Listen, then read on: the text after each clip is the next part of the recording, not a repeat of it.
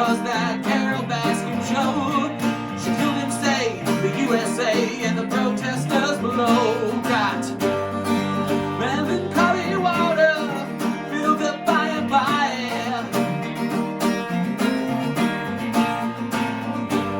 Don't tell me what I oughta, 'cause I heard that lady cry.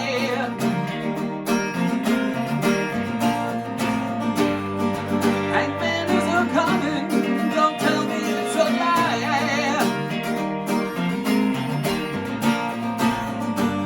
I'm sitting getting rusty from that hold up in the sky.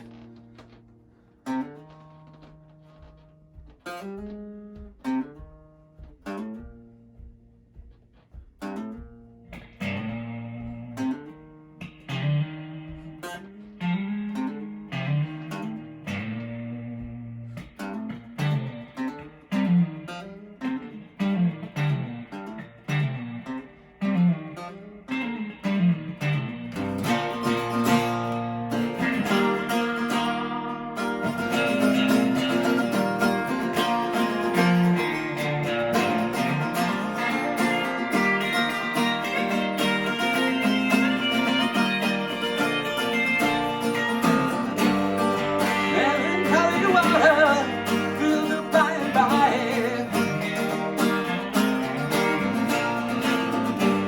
Don't tell me what I oughta, 'cause I heard that lady cry.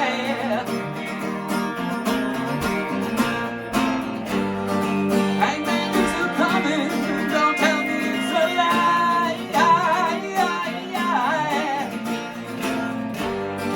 Sitting getting rusty from that hold up in the sky.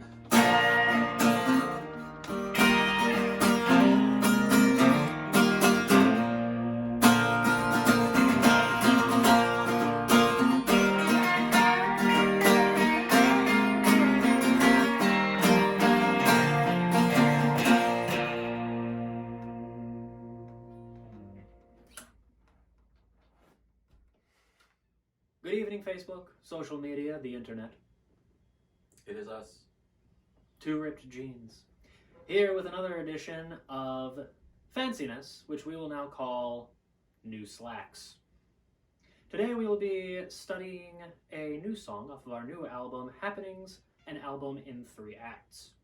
All 3 acts which are now appearing on all your digital media devices. Today we take a look at Melancholy Water, track 13 on the album, written primarily by Mr. Joshua Yoder. Well, I shall say so, William. Okay, I can't keep doing that. I beg to differ. That's not 100% true. It's not 100% true, but we'll get into that in a moment. Okay. But first, a word from our sponsors. Go to iTunes, go to Spotify, go to SoundCloud, go to YouTube, go to all the places. Yeah.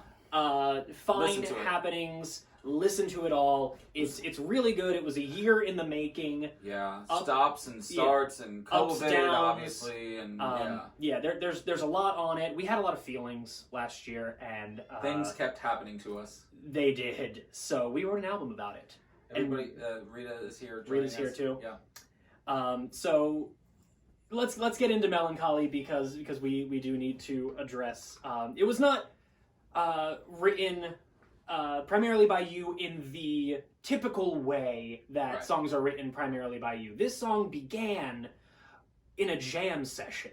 Yeah. That when our friend Sam Raschuti was over with half a drum set, and we were up here jamming out to a lot of wine. A lot of wine, and we were playing Bon Jovi most of the night. Yes. When you heard a riff in your head. Yeah. And you played it, and then had Sam drum to it, and we started messing around a little bit, and we came up with the riff. Well, it was an early version. The original riff was a lot harder. Well, yeah, and you made me do it because it was the double, but you ended up doing it in the actual song because the original riff was the double, was it not? Well, yes.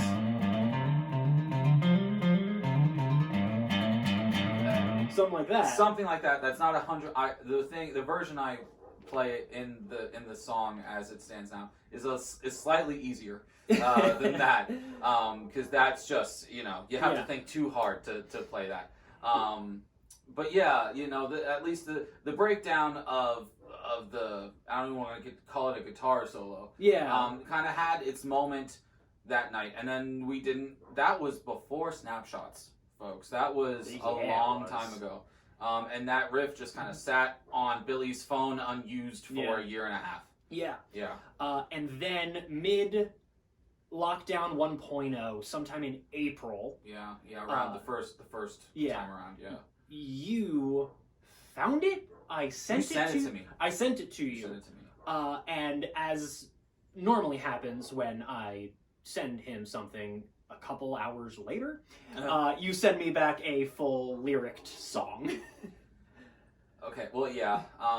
So I guess in that sense, the version as you would hear it on the album, yes, was originated that afternoon. Yeah. But I will say that the hardest part to do, we couldn't see each other. No, I mean, that was back in April. The world was afraid. This was written entirely digitally. Right. We Zoomed together and wrote this song. So imagine, I don't know if you guys have ever tried to play music on Zoom before, but there's obviously a delay. Yeah. And the way that intricate the guitars call and respond to each other, having to do that with a delay. And just being like, no, I'll play this and you'll play that, and you know what I'm talking about, right? You know what I'm saying, you know. So I ended up turning my guitar really, really down, and I was just kind of like, like figuring out and you recorded something and sent it to me, and I played it on repeat and eventually figured out what I was going to be doing on this.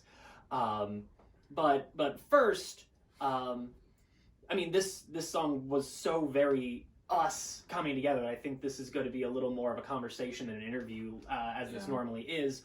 But take a minute and tell us about what you wrote about.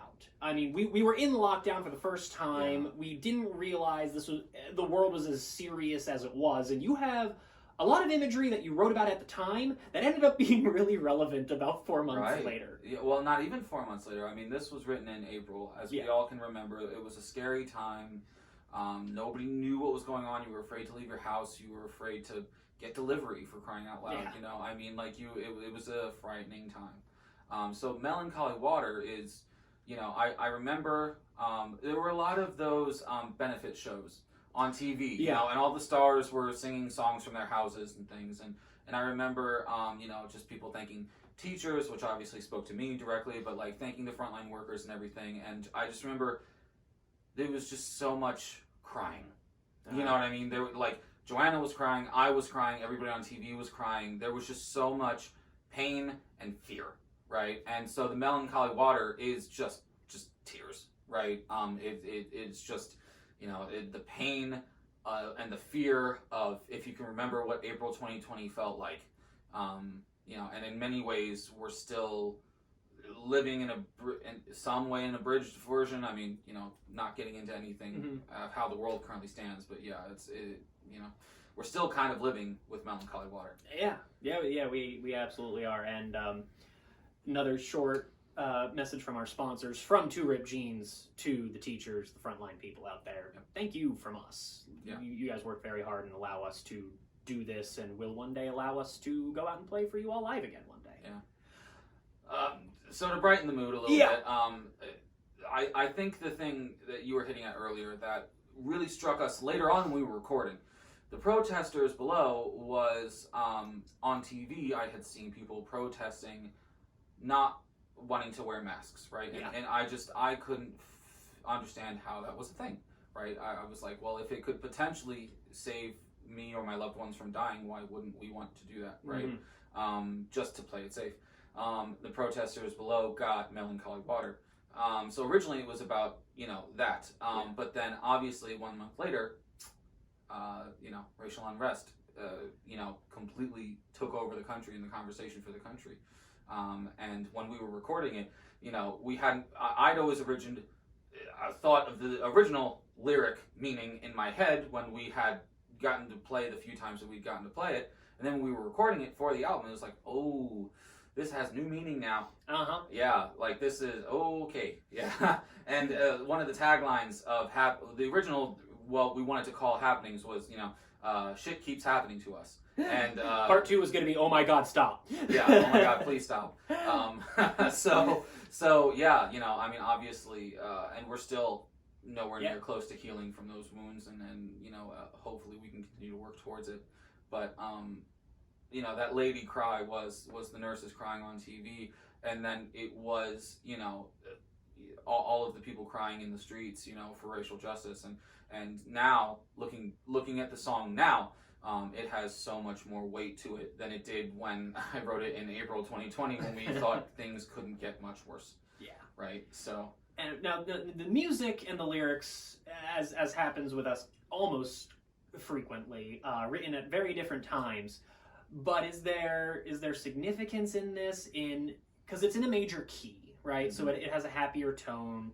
The beat is very boppy.